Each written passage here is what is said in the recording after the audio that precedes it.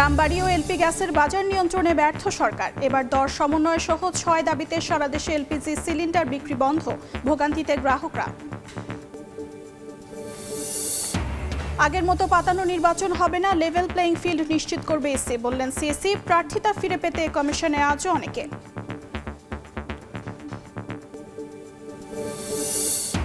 শরীয়তপুরে বোমা বিস্ফোরণে বিধ্বস্ত ঘর, ৭০০ মিটার দূর থেকে যুবকের হাত বিচ্ছিন্ন মরদেহ উদ্ধার, আহত ২। ককটেল তৈরি কিংবা বিস্ফোরক মজুদ ছিল কিনা তদন্তে পুলিশ। এবং আটলান্টিক ও ক্যারিবীয় সাগরে ২টি তেলবাহী ট্যাঙ্কার জব্দ করল মার্কিন সেনারা, তীব্র নিন্দা রাশিয়ার। ভেনেজুয়েলা ইস্যুতে ৩ ধাপের পরিকল্পনা যুক্তরাষ্ট্রের।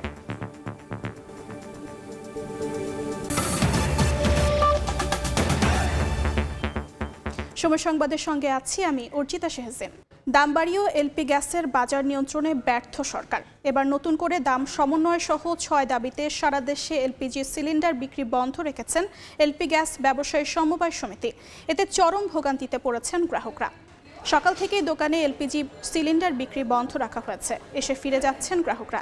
এদিকে ঢাকার বাইরেও খুলনা, রংপুর ও মাদারীপুর সহ বিভিন্ন জেলায় মিলছে না এলপিজি সিলিন্ডার। এতে চরম ভোগান্তিতে পড়েছেন গ্রাহকরা। এক বিজ্ঞপ্তিতে নতুন করে এলপিজি সিলিন্ডারের মূল্য সমন্বয়, পরিবেশকদের হয়রানি বন্ধ সহ ৬ দাবি তুলে ধরা হয়। নোটিশে বলা হয়, এ সময় সব কোম্পানির প্ল্যান্ট থেকে এলপিজি উত্তোলনও বন্ধ থাকবে। ১৩৫০ টাকা আপনার গ্যাস যদি 10টা লাগে, 2টা পাইছি, গ্যাস নাই। সরকারের কাছে আমরা আকুল আবেদন জানাই যে সরকার খুব জোরালোভাবে এটা যাতে একটা ব্যবস্থা নেই। অনেক জায়গায় গ্যাসের জন্য গেছি, গ্যাস পাইছি না, এখানেও গ্যাসের জন্য আসছি অনেকক্ষণ ধরে। দাম বাড়তি দেখে কিনতে আর না, দোকানপাটরা তো ব্যবসা বাণিজ্য এই অবস্থা যে গ্যাস দোকানদারি লই কেমনে চলবে, যে গ্যাস এই দোকানদারি করতে পারে, কুলাতে পারে না মানুষ। এই মুহূর্তে রাজধানীর কারওয়ান বাজারে আছেন সহকর্মী শাবাব ওয়াসি, খুলনায় আব্দুল্লাহ আল মামুন রুবেল এবং রংপুরে আছেন আব্দুর রশিদ জীবন। সরাসরি প্রথমে যাচ্ছি শাবাবের কাছে।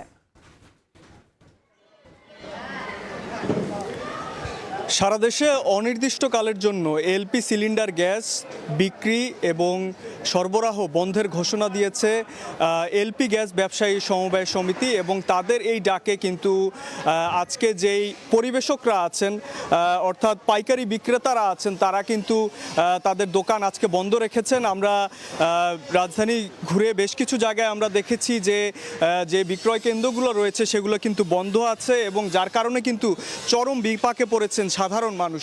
তারা আমাদেরকে যেটা বলছেন যে তাদের যে চাহিদা, সেই চাহিদা মোতাবেক তারা গ্যাস পাচ্ছেন না। খুচরা দোকানে গিয়ে যদি তারা 5টা ডিমান্ড করেন তাহলে সেখানে 1টা বা 2টো মিলছে, এবং সেটাও তারা খুবই বাড়তি দামে তাদেরকে কিনতে হচ্ছে। অর্থাৎ সরকার কিছুদিন আগে যেই 1300 টাকা পুনর্নির্ণয় করেছিল যে গ্যাসের দাম, সেই দামে কিন্তু তারা কিনতে পারছেন না, বাড়তি দাম দিয়ে তারা সিলিন্ডার কিনতে হচ্ছে। এবং তারা কিন্তু বলছেন যে এই সংকট কিন্তু তারা কয়েকদিন ধরেই তারা এটা ফেস করছেন। এবং এই এলপি গ্যাস ব্যবসায়ী সমবায় সমিতি তারা যেই কারণটি বলছেন, তারা যেটা বলছেন যে সরকার যে মূল্য নির্ধারণ করেছেন সেই মূল্য 1300 টাকায় কিন্তু তারা ব্যবসা করতে পারবেন না। এবং তারা যেটা বলছেন যে সেটাকে আরও 150 টাকা বাড়িয়ে 1450 টাকা করার তারা দাবি জানিয়েছেন, এবং এই মূল্যটা পুনর্নির্ধারণ করার জন্য তারা সরকারের কাছে আবেদন জানিয়েছেন। তো এই ছিল রাজধানীতে গ্যাসের সর্বশেষ অবস্থা। আমরা এখন চলে যাচ্ছি খুলনায়, সেখানে আছেন আমাদের সহকর্মী আব্দুল্লাহ আল মামুন, তার থেকে সেখানকার সর্বশেষ পরিস্থিতি জেনে নেব।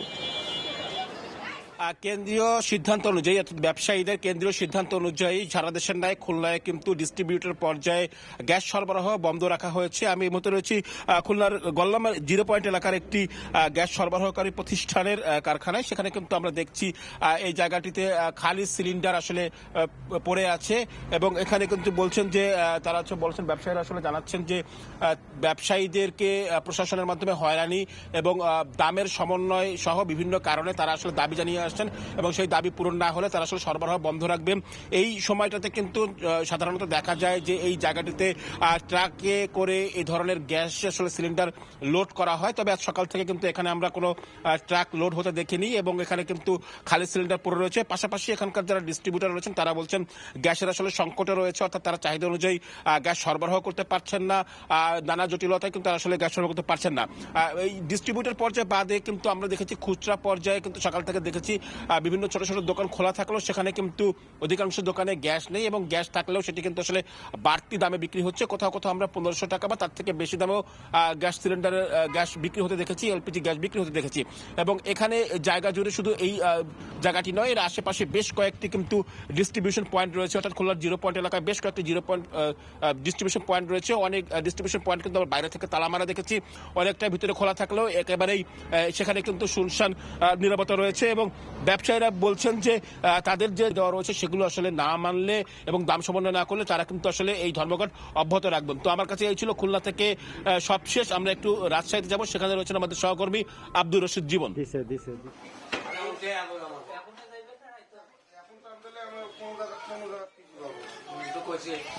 সারা দেশে এলপিজি গ্যাসের দাম নিয়ে যে সংকট তৈরি হচ্ছে সেই সংকটের প্রভাব কিন্তু রংপুরে পড়েছে। আমরা দেখেছি গত কয়েকদিন ধরে কিন্তু রংপুরে সরকার নির্ধারিত দামে এলপিজি গ্যাস বিক্রি হচ্ছে না এবং সরকার নির্ধারিত দামের থেকে 100 থেকে 150 টাকারও বেশি দামে কিন্তু এই গ্যাস বিক্রি করা হচ্ছে। আমরা এখন আছি রংপুরের মুন্সিপাড়ার একটি ডিলার পয়েন্টে এবং এই ডিলার পয়েন্টে গ্যাস বিক্রি করা হচ্ছে 1400 টাকা দরে এবং এরপরেই যারা আসলে খুচরা পর্যায়ে যারা বিক্রি করেন, যারা এখান থেকে গ্যাস নিয়ে যান, তারা কিন্তু এই গ্যাসগুলো বিক্রি করেন 1500, কোনো কোনো ক্ষেত্রে 1550 টাকা পর্যন্ত কিন্তু তারা বিক্রি করছেন। এবং আমরা গত কয়েকদিন থেকে দেখছি যে গ্যাসের যে এই সংকট কিন্তু তীব্র থেকে তীব্রতর হচ্ছে এবং আজকে ঢাকায় আসলে গ্যাসের যে বিক্রি সেটি বন্ধ ঘোষণা করা হলেও রংপুরে কিন্তু এখন পর্যন্ত গ্যাসের যে বিক্রি সেটি চলমান রয়েছে এবং যারা বিক্রেতা রয়েছেন, যারা ডিলার রয়েছেন, তারা বলছেন যে যতক্ষণ পর্যন্ত তাদের সরবরাহ করা মাল সিলিন্ডার যতক্ষণ পর্যন্ত আছে ততক্ষণ পর্যন্ত তারা এই গ্যাস বিক্রি করবেন এবং সরবরাহ শেষ হলেই তারাও আসলে গ্যাস বিক্রি করা বন্ধ করে দিবেন। এবং এই যে সংকট কিন্তু তীব্র থেকে তীব্রতর হচ্ছে এবং যারা আসলে গ্যাস গ্রাহক তারা কিন্তু বলছেন যে এই যে নির্দিষ্ট দামের থেকে বেশি দামে গ্যাস কিনতে তাদের আসলে নাবিশ্বাস উঠে গেছে, যেহেতু আসলে সরকার 1306 টাকা গ্যাসের দাম নির্ধারণ করে দিয়েছে গ্রাহক পর্যায়ে, সেখান থেকে তাদেরকে যখন আসলে 150 থেকে 200 টাকা বেশি দরে এই গ্যাস কিনতে হচ্ছে তখন আসলে তারা বলছেন যে এই যে সংকট, এই সংকটের কারণে তাদের আসলে প্রচুর পরিমাণে সমস্যায় পড়তে হচ্ছে এবং এই যে সমস্যা থেকে তারা আসলে সমাধানের পথ খুঁজছেন এবং তারা কিন্তু বলছেন যে যেহেতু আসলে এই সমস্যাটা সারা দেশে সেহেতু এই সমস্যা দ্রুত সমাধানের কথা বলছে। তো সব মিলে যদি বলি রংপুরে গ্যাস বিক্রি হচ্ছে কিন্তু যতক্ষণ পর্যন্ত সরবরাহ আছে যতক্ষণ পর্যন্ত সিলিন্ডার আছে ততক্ষণ পর্যন্ত তারা বিক্রি করবেন, এরপরে তারা নতুন করে মাল তুলবেন না বলে জানিয়েছেন ডিলার এবং ব্যবসায়ীরা। তো সব মিলে এই ছিল রংপুর থেকে সবশেষ। যুক্ত ছিলাম রংপুর, খুলনা এবং রাজধানীর কারণ বাজারে। আগের মতো কোনো পাতানো নির্বাচন হবে না বলে মন্তব্য করেছেন প্রধান নির্বাচন কমিশনার AMM নাসির উদ্দিন। সবার জন্য লেভেল প্লেইং ফিল্ড নিশ্চিতের আশ্বাস দেন তিনি। সকালে আগারগাঁও নির্বাচন কমিশনে আপিল আবেদনের বুথ পরিদর্শন শেষে সিএসি বলেন, ইনসাফে বিশ্বাসী কমিশন। যারা মনোনয়নের বৈধতা ও বাতিলের বিরুদ্ধে আবেদন করেছেন আইনি ভিত্তিতে তার সমাধান হবে। এদিকে নির্বাচনে মনোনয়নপত্র গ্রহণ বাতিলে রিটার্নিং কর্মকর্তাদের দেয়া সিদ্ধান্তের বিরুদ্ধে আপিলের চতুর্থ দিন আজ আপিল করেছেন যাচাই বাছাই বাদ পড়া সম্ভাব্য প্রার্থীরা। গত 2 দিনে আবেদন পড়েছে 309টি।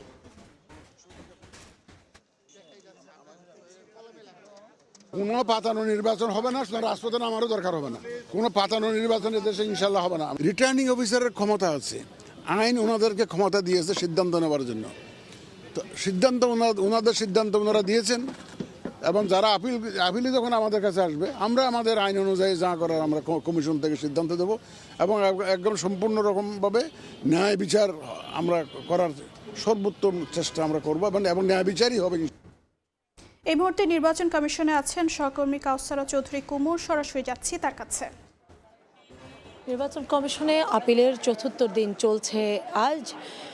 সকাল থেকেই সম্ভাব্য প্রার্থী যারা রয়েছেন এবং যাচাই বাছাই বাদ পড়া সম্ভাব্য প্রার্থী এবং সংক্ষুব্ধরা এসে নির্বাচন কমিশনে আপিল করছেন। কেউ করছেন নিজের প্রার্থিতা ফিরে পেতে, আবার কেউ করছেন যাদের প্রার্থিতা আসলে বৈধ ঘোষণা করেছে রিটার্নিং অফিসার, তাদের বিরুদ্ধে সংক্ষুব্ধ হয়েও কেউ আপিল করছেন। আমরা দেখছি যে আজকে যেহেতু চতুর্থ দিনে, এই চতুর্থ 4 দিনে এখন পর্যন্ত প্রায় 350 জন আপিল করেছেন। এর মধ্যে যদি আজকে আমরা শুধু দেখি, চতুর্থ দিনে প্রায় 50টি আপিল জমা হয়েছে ইতিমধ্যে, যেহেতু বিকেল 5টা পর্যন্ত চলবে এই আপিল এবং আগামীকালই কিন্তু শেষ হচ্ছে আপিল আবেদনের শেষ দিন, অর্থাৎ কালকেই শেষ হয়ে যাবে আপিল আবেদন। আর তারপর থেকেই পরদিন শনিবার থেকে শুরু হবে মূলত শুনানি এবং সেই শুনানিতে নির্বাচন কমিশন পক্ষে বিপক্ষে মতামতগুলো শুনবেন দুই পক্ষের এবং যেটা গ্রহণযোগ্য মনে হবেন সেখানেই কিন্তু রায় দেয়া হবে এবং সেই প্রার্থী আসলে তাদের প্রার্থিতা ফিরে পাবেন।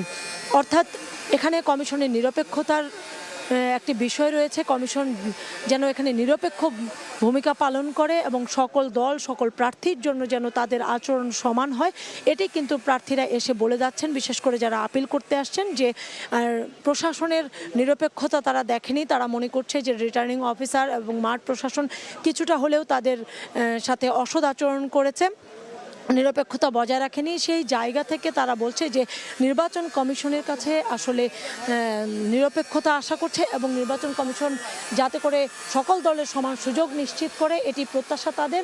এবং বলছে যে ভোটের মাঠ নিয়ে যেহেতু এখনও শঙ্কিত রয়েছে তারা, সেই শঙ্কার জায়গাটাও যেন কমিশন নিশ্চিত করে দেয় এবং সবাইকে ভোটের সমান সুযোগ করে দেয়। নির্বাচন কমিশন থেকে ছিল এই শেষ এখনকার সবশেষ তথ্য আমার কাছে। যুক্ত ছিলাম নির্বাচন কমিশনে। আসন্ন জাতীয় নির্বাচনে পোস্টাল ব্যালটে ভোট দেবেন 15,33,000 জনের বেশি ভোটার। আসন ভিত্তিক নিবন্ধনের তথ্য বিশ্লেষণে দেখা যায় এই ভোটাররা প্রভাব রাখবেন 260টি আসনে। বিশেষজ্ঞ বলছেন পোস্টাল ব্যালটের কারণে বাড়বে ভোটের হার, যার মাধ্যমে ফলাফলে আসতে পারে বড় পরিবর্তন। কাউসারা চৌধুরী কুমুর প্রতিবেদন। ত্রয়োদশ সংসদ নির্বাচনে পোস্টাল ব্যালটে ভোট দিতে অ্যাপে নিবন্ধন করেছেন 15,33,000 জনের বেশি। এর মধ্যে 7,72,000-এর বেশি 122টি দেশে বসবাসরত বাংলাদেশি নাগরিক। সবচেয়ে বেশি নিবন্ধন করেছেন সৌদি প্রবাসীরা। বাকি 7,61,000-এর বেশি নিবন্ধন করেছেন দেশের ভেতর থেকে। তাদের সিংহভাগই সরকারি চাকরিজীবী। ইসির তথ্য অনুযায়ী 260টি আসনের প্রতিটিতে পোস্টাল ব্যালটে ভোট দিবেন 3,000 জনের বেশি। এর মধ্যে 18টি আসনের প্রতিটিতে নিবন্ধন করেছেন 10,000 জনের বেশি, আর 115টি আসনের প্রতিটিতে ভোট দেবেন 5,000 জনের বেশি। সবচেয়ে বেশি নিবন্ধন করেছেন ফেনী 3 আসনে 16,093 জন। নির্বাচন বিশেষজ্ঞ আব্দুল আলিম মনে করেন, এবারের নির্বাচনে আসন ভিত্তিক জয় পরাজয় নির্ধারণে গুরুত্বপূর্ণ ভূমিকা রাখবে পোস্টাল ব্যালট। যে ভোটটা আমার এমনিতে পড়বে, ইন পার্সন পড়বে, তার সঙ্গে এই বাড়তি পোস্টাল ব্যালটের ভোটটা যুক্ত হবে, অর্থাৎ ভোটার টার্ন আউট কিছুটা হলেও বাড়বে। এটা যুক্ত হওয়াতে যেটা হবে যে আপনার 1 নম্বর হচ্ছে ভোটের টার্ন আউটটা বাড়বে, 2 হচ্ছে কম্পিটিশনটা বেড়ে যেতে পারে। যখন কম্পিটিশনটা বাড়বে তখন কিন্তু ভোটের ফলাফল পাল্টে যেতে পারে। আরও বলেন, পোস্টাল ব্যালটের কারণে ভোট পড়ার হার বেড়ে নির্বাচনী ফলাফলের ইতিহাসে বড় পরিবর্তন দেখা যেতে পারে। প্রবাসী ভোটাররা কোনো একটা প্রার্থীর পক্ষে বেশি ভোট দিয়েছে, এটা হতেই পারে। সো তখন কিন্তু যদি অন্য কোনো প্রার্থী জেতার সম্ভাবনা থাকে তখন কিন্তু তার আবার হেরে যাওয়ার সম্ভাবনা থাকবে। 2-3 হাজার না, 5টা-10টা ভোটের ব্যবধানে একজন প্রার্থী হেরে গেছে, তখন এই যে ভোটগুলো, এই ভোটগুলো বড় ফ্যাক্টর হিসেবে দেখা দেবে। পোস্টাল ব্যালট ভোটে প্রতিদ্বন্দ্বিতা বাড়াবে বলেও মনে করেন তিনি। কাউসারা চৌধুরী কুমু, সময় সংবাদ, ঢাকা। সময় সংবাদে আরও থাকছে। রাজস্ব আদায়ে 1,000 কোটি টাকার অটোমেশন প্রকল্প দেখছেন আলোর মুখ। প্রয়োজন রাজনৈতিক সরকারের শক্ত পদক্ষেপ, সময় লাগলেও টেকসই পদ্ধতি চায় এনবিআর। এই মুহূর্তে ঢাকা মেডিকেলে আছেন সহকর্মী মাসুদুর রহমান, সরাসরি যাচ্ছি তার কাছে। এই মুহূর্তে আছি ঢাকা মেডিকেলের ফরেনসিক বিভাগের মর্গের সামনে। এখানে সকাল থেকেই মুসাব্বিরকে দেখতে তার দলের নেতাকর্মীরা, পাশাপাশি পরিবারের স্বজনরা ভিড় জমিয়েছেন এবং সবাই আসলে হতবম্ব, কেউই আসলে বুঝতে পারছে না। মুসাব্বির অনেক ভালো মানুষ ছিলেন এবং তার যেই রাজনৈতিক ক্যারিয়ার সেটিও অনেক ভালো ছিল জানিয়ে তার পরিবার এবং তার স্ত্রীরা সেই কথাটি বারবার বলছেন এবং তিনি তার স্ত্রী এখানে আছেন, তার সাথে যদি আমরা একটু কথা বলতে চাই যে আপনি কালকে থেকেই বিভিন্ন সময় দেখেছেন, এই কথাটি শুনেছেন, কি মনে হয় যে আসলে এখন পর্যন্ত কি আঁচ করতে পারছেন যে কেন তাকে হত্যা করা হয়ে থাকতে পারে, বা কি বলেছে কখনো হত্যার বিষয়ে কোনো হুমকি? এরকম তো কখনো কিছু শুনি না, কারণ ও কারোর সাথে কথা বলতো বা ফোন আসলে সবার সাথেই সুন্দরভাবে ফ্রেন্ডলি কথাবার্তা হতো। তো ওরকম কোনো কথাবার্তা বাসায় থাকা অবস্থায় তো কখনো আমি শুনি নাই। এখন বাহিরে ওর ফোনে আসছে কিনা বা ওর ফোনে এরকম কোনো কিছু আছে কিনা, তো হয়তো বা ফোন দুইটা পাওয়া গেলে বা লাস্ট কল কে দিল, ওকে ওইখানে কে নিল, ফোন না পাওয়া গেলেও তো আমরা এখনো কিছু জানতে পারতেছি না। সে কি কখনো বলতো যে তার অনেক শত্রু হয়েছে? এটা বলতো যে তার অনেক শত্রু আছে, যে কোনো সময় মেরে ফেলবে, যে কোনো সময় যে কোনো একটা দুর্ঘটনা ঘটে যাবে, মানে যাই হবে মানে বাহিরে রাস্তায় হবে, বাসায় কখনো ওর কোনো সমস্যা হবে না। এগুলো দুর্ঘটনা ঘটলে রাস্তাটাই ওর জন্য রিস্কি। যেমনটি বলছিলেন তার স্ত্রী, এবং এরকমটি আসলে তার সহযোদ্ধারাও বলছেন যে তাকে আগে থেকেই তিনি বুঝতে পেরেছিলেন যে তাকে কেউ হত্যা করতে পারে এবং তিনি টার্গেটে পরিণত হচ্ছেন। এটির কারণ হচ্ছে দুটি, একটি হচ্ছে যে স্বেচ্ছাসেবক দলের যে স্থগিত কমিটি সেটি পুনরায় হবে এবং হওয়ার পরে সেটাতে তিনি ভালো পদ পেতে পারেন এবং সামনে সিটি কর্পোরেশন নির্বাচনী কাউন্সিলের পদে তিনি পদপ্রার্থিতা করতে চাচ্ছিলেন। এই দুটি কারণে তাকে হত্যা করে থাকতে পারে বলে তাদের এখন পর্যন্ত অভিযোগ। এই ছিল আসলে আমার কাছে ঢাকা মেডিকেলের মর্গ থেকে সর্বশেষ তথ্য। যুক্ত ছিলাম ঢাকা মেডিকেলে। আওয়ামী লীগের আমলে গুম ও বিচার বহির্ভূতভাবে 103 জনকে হত্যায় এনটিএমসির সাবেক মহাপরিচালক ও সাবেক সেনা কর্মকর্তা জিয়াউল আহসানের পক্ষে আজ শুনানি করবেন তার আইনজীবীরা। এর আগে গত রোববার অভিযোগ গঠনের শুনানি শেষ করে বিচার শুরুর আবেদন করে প্রসিকিউশন, যেখানে গুমের পর গাজীপুর, বরগুনার পাথরঘাটার চর দুয়ানিতে ও সুন্দরবনে জলদস্যু দমনের কথিত অপারেশনের নাটক সাজিয়ে 103 জনকে হত্যার অভিযোগ আনানো হয়। শুনানি শেষে চিফ প্রসিকিউটর বলেন, গুমের মাস্টারমাইন্ড ছিলেন জিয়াউল আহসান। কাউকে রাজনৈতিকভাবে হুমকি মনে করলে কিংবা বিরোধী মতের অসংখ্য মানুষকে গুমের পর নির্যাতন করে হত্যা করেন তিনি তার তথ্য প্রমাণ আছে প্রসিকিউশনের কাছে। শরীয়তপুরের ঘরের ভেতরে ককটেল বিস্ফোরণে এক যুবকের মৃত্যু হয়েছে, আহত হয়েছেন 2 জন। পুলিশ জানায়, ভোরে বিকট শব্দে কেঁপে ওঠে জাজিরার ব্যাপারীগান্তি গ্রাম। শব্দ শুনে ঘটনাস্থলে ছুটে যান টহলরত পুলিশ সদস্যরা। এ সময় একটি টিনের ঘর বিধ্বস্ত অবস্থায় দেখতে পান। এ ঘটনায় সোহান ব্যাপারী নামে একজনের মৃত্যু হয়েছে। আহত 2 জনকে স্থানীয় হাসপাতালে ভর্তি করা হয়েছে। ঘরের ভেতরে ককটেল তৈরি কিংবা এই বিস্ফোরক মজুদ ছিল কিনা তা খতিয়ে দেখছে পুলিশ। এই ঘরের মধ্যে কি কারণে তারা এটা বিস্ফোরিত হয়েছে, তারা কি ককটেল বানানোর চেষ্টা করেছিল বা ওখানে এটা সংরক্ষিত ছিল, এটা এখন আমরা শিওর করতে পারছি না। আমরা এটা তদন্ত করে দেখছি। এই মুহূর্তে শরীয়তপুরের জাজিরায় আছেন সহকর্মী BM ইসরাফিল, সরাসরি যাচ্ছি তার কাছে। নিশ্চয়ই জানেন যে আসলে এই গত ভোর রাত 4:30টার দিকে শরীয়তপুরের জাজিরা উপজেলার বিলাসপুর ইউনিয়নের ঠিক এখন আমরা যেখানে দাঁড়িয়ে আছি মুলাই ব্যাপারের কান্দি, এখানে একটি ঘরের ভিতরে বোমা রয়েছে বা বোমা তৈরি করছে বা বোমা সংরক্ষণ করছে, এরকম কোনো ঘটনার প্রেক্ষিতেই কিন্তু এখানে একটি বিকট শব্দে বিস্ফোরিত হয়। এতে কিন্তু ঘরের যে ভিতরে যারা ছিল, বিশেষ করে এখানে একজন নিহতের ঘটনা ঘটেছে, এর পাশাপাশি আরো 2 জন আহত হয়েছেন। তো এই বিষয়গুলো আসলে আমরা দেখেছি যে সকাল থেকেই এখানে একেবারে ভোর রাত থেকেই এখানে পুলিশ প্রশাসনের লোকজন তারা কিন্তু এখানে এসেছেন এবং তারা এখানে প্রত্যেকটি জায়গা খতিয়ে দেখার চেষ্টা করছেন, কেন কি জন্য কারা এটা করতে পারে। এবং এখানে নিশ্চয়ই তারাও জানেন, প্রশাসনও জানেন, সাধারণ মানুষও জানেন যে এখানে 2টি পক্ষের আধিপত্য রয়েছে, সেই আধিপত্যর ঘটনাকে কেন্দ্র করে এই ঘটনা ঘটতে পারে। তবে আমরা দেখেছি যে এই গত 4 তারিখে এই এলাকায় কিন্তু বোমা বিস্ফোরণ নিয়ে 2 পক্ষের মধ্যে কিন্তু সংঘর্ষ হয়েছিল। ইতিমধ্যে এখানে পুলিশ প্রশাসনের পাশাপাশি এখানে কিন্তু র‍্যাব 8 আমাদের মাদারীপুর যিনি শরীয়তপুরের অংশ রয়েছে র‍্যাব 8 তারাও কিন্তু এখানে এসেছেন এবং সবাই খতিয়ে দেখার চেষ্টা করছেন। পুলিশ প্রশাসন ইতিমধ্যে আমাদেরকে যেটা জানিয়েছেন যে এই ঘটনার পেছনে এবং কি কারণ থাকতে পারে এবং এই এখনো পর্যন্ত এই জায়গাটিকে অনেকটা আটকে রেখেছেন। পাশাপাশি তারা কিন্তু কিন্তু এই এলাকায় রয়েছেন এবং এলাকাটাও থমথম পরিবেশে বিরাজ করছে এবং আগামীতে কারাই ঘটনা ঘটাতে পারে তাদের আইনের আওতায় এনে বিচারের ব্যবস্থা করা হবে বলে জানিয়েছেন পুলিশ। এই ছিল শরীয়তপুরের জাজিরা থেকে সর্বশেষ খবর। যুক্ত ছিলাম শরীয়তপুরের জাজিরায়। সময় সংবাদে আরও থাকছে। রাফিনিয়ার জোড়া গোলে বিলবাওকে উড়িয়ে দিয়ে স্প্যানিশ সুপার কাপের ফাইনালে বার্সেলোনা। সৌদি আরবে রাতে মৌসুমের প্রথম মাদ্রিদ ডার্বিতে উত্তাপ ছড়াচ্ছে আতলেটিকো রিয়াল। এবার বাণিজ্যের সংবাদ।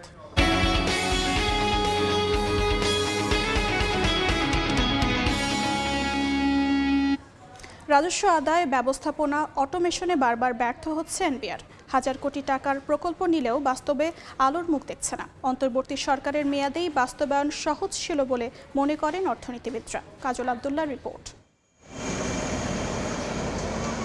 রাজস্ব বিভাগের অটোমেশন, পরামর্শ, উদ্যোগ আর কার্যকর সিদ্ধান্তের অভাবে পেরিয়েছে প্রায় এক যুগ। পরিবর্তন হয়েছে জাতীয় রাজস্ব বোর্ড এনবিআর-এর একাধিক চেয়ারম্যান, তবে পূর্ণাঙ্গ অটোমেশন ব্যবস্থা দৃশ্যমান করতে পারছে না সংস্থাটি। একটা হলো ইয়ার এন্ডিং এর পর ব্যবসায়ীরা মনে করেন রাজস্ব সিস্টেমকে স্বচ্ছ করতে প্রয়োজন রাজনৈতিক সরকারের শক্ত পদক্ষেপ। ভ্যাটের ব্যাপারে গবেষণা করে ভ্যাটকে যদি একদম করা হয়, টোটালি ডিজিটাইজ করা হয়, আমার বিশ্বাস তাতে অনেক ভালো ফল হবে। অর্থনীতিবিদরা বলছেন স্বার্থান্বেষী মহলের সব অনৈতিক বাধা উতরাতে পারত অন্তর্বর্তী সরকার। অন্তর্বর্তীকালীন সরকার যেহেতু এখন কোনো রাজনৈতিক প্রভাব নাই, এই ক্ষেত্রে অনেকগুলো রিফর্ম করে বাস্তবায়নের দিকে যাওয়ার একটা সুযোগ ছিল, কিন্তু সেটা আসলে আমরা এখন পর্যন্ত ভিজিবল কোনো কিছু দেখছি না। বর্তমানে অনলাইনে রিটার্ন ও ভ্যাট চালান দিতে পারছেন করদাতারা। স্বয়ংক্রিয় হয়েছে বন্ড ব্যবস্থাপনা, তবে প্রতিষ্ঠান ও ব্যক্তির সঙ্গে লেনদেন সহ সব কম্পোনেন্ট পেপারলেস করতে চায় এনবিআর। সে লক্ষ্যে হাজার কোটি টাকার প্রকল্প নিলেও প্রক্রিয়া শুরু করেনি সংস্থাটি।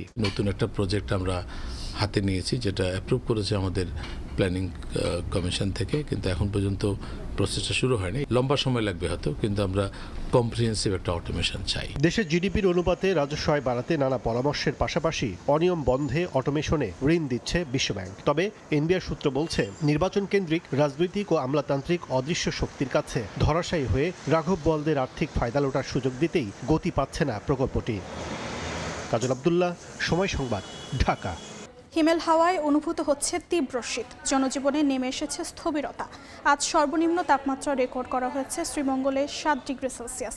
টানা 3 দিন ধরে রাজশাহী, ঠাকুরগাঁও, গাইবান্ধা, মৌলভীবাজার, চুয়াডাঙ্গা সহ বিভিন্ন জেলায় বইছে মাঝারি শৈত্যপ্রবাহ। এতে জনজীবনে নেমে এসেছে স্থবিরতা। কাজে যেতে বেগ পেতে হচ্ছে শ্রমজীবীদের। তীব্র শীতে অনেকেই আক্রান্ত হচ্ছেন ঠান্ডাজনিত রোগে। নিউমোনিয়া, ডায়রিয়া ও শ্বাসকষ্টজনিত সমস্যায় বেশি ভুগছে শিশুরা। আটলান্টিক মহাসাগর থেকে রাশিয়ার পতাকাবাহী তেলবাহী ট্যাঙ্কার জব্দ করেছে যুক্তরাষ্ট্র। বুধবার মার্কিন কোস্ট গার্ড এবং সামরিক বিশেষ বাহিনী মারিনেরা নামের ট্যাঙ্কারটি জব্দ করে। এ ঘটনায় মস্কো, ওয়াশিংটন উত্তেজনা দেখা দিয়েছে। জাহাজ জব্দকে আন্তর্জাতিক সমুদ্র আইন লঙ্ঘন উল্লেখ করে তীব্র নিন্দা জানিয়েছে রাশিয়া। একই দিন ক্যারিবীয় সাগর থেকে আরও একটি ট্যাঙ্কার জব্দ করে মার্কিন সেনারা। আটলান্টিক মহাসাগর থেকে ভেনেজুয়েলা সংশ্লিষ্ট রাশিয়ার পতাকাবাহী একটি জ্বালানি তেলবাহী ট্যাঙ্কার জব্দ করেছে যুক্তরাষ্ট্র। বুধবার এ পদক্ষেপ নিল দেশটি। মার্কিন কোস্টগার্ড এবং সামরিক বিশেষ বাহিনী মারিনেরা নামের ট্যাঙ্কারটি জব্দ করে বলে জানা গেছে। একই দিন ক্যারিবীয় সাগরে এম সোফিয়া নামের আরেকটি ট্যাঙ্কারও আটক করা হয়েছে। এদিকে এই ট্যাঙ্কার জব্দ নিয়ে মস্কো ও ওয়াশিংটনের মধ্যে উত্তেজনা দেখা দিয়েছে। এ ঘটনায় তীব্র নিন্দা জানিয়েছে রাশিয়া। দেশটি বলেছে যুক্তরাষ্ট্র ট্যাঙ্কার জব্দ করে আন্তর্জাতিক সমুদ্র আইন ভঙ্গ করেছে। বিবৃতিতে রুশ পরিবহন মন্ত্রণালয় জানায় 1982 সালের জাতিসংঘের সমুদ্র আইন অনুযায়ী উন্মুক্ত সমুদ্রে জাহাজ চলাচলের পূর্ণ স্বাধীনতা রয়েছে। ভেনেজুয়েলার জন্য একটি 3 ধাপের পরিকল্পনা ঘোষণা করেছে যুক্তরাষ্ট্র। প্রথম ধাপে তেল বিক্রি ও রাজস্ব নিয়ন্ত্রণ, দ্বিতীয় ধাপে মার্কিন কোম্পানির প্রবেশ এবং দেশের রাজনৈতিক দল ও জনগণের মধ্যে সমঝোতা, এবং তৃতীয় ধাপে পুরানো সরকারের কাছ থেকে ক্ষমতা নতুন দলের কাছে হস্তান্তর অন্তর্ভুক্ত। ফারহাদ চৌধুরী, সময় সংবাদ। অ্যাথলেটিক বিলবাওকে 5-0 গোলে উড়িয়ে দিয়ে স্প্যানিশ সুপার কাপের ফাইনালে উঠেছে বার্সেলোনা। সৌদি আরবের জেদ্দার কিং আবদুল্লাহ স্পোর্টস সিটিতে ম্যাচের শুরু থেকেই আধিপত্য ছিল বার্সেলোনার। 22 মিনিটে ফেরান তোরেসের গোলে লিড নেয় কাতালানরা। 30 মিনিটে ব্যবধান দ্বিগুণ করেন ফেরান তোরেস। 4 মিনিট পরই বিলবাওয়ের জালে আবারও আক্রমণ বার্সার। এবার গোল করেন রুনি বার্কি। সে আনন্দের রেশ কাটতে না কাটতে বিলবাওয়ের জালে বার্সার চতুর্থ গোল করেন রাফিনিয়া। বিরতির পর রাফিনিয়া আরও 1 গোল করলে বড় জয় নিয়ে ফাইনালে পা রাখে বার্সেলোনা। সময় সংবাদের শীর্ষ সংবাদগুলো জানিয়ে দিচ্ছি আরেকবার।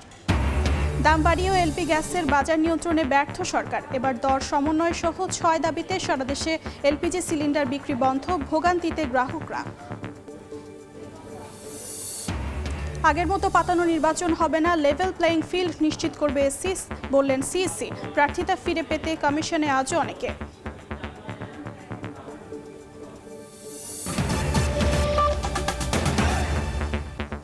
এই ছিল দুপুর 12টার সময় সংবাদে। খেলার সময়ের সঙ্গে থাকবেন তাজিন খন্দকার। অর্জিতা, আপনাকে ধন্যবাদ। খেলার সময় নিয়ে আসছি কিছুক্ষণ পর, সঙ্গেই থাকুন সময়ের।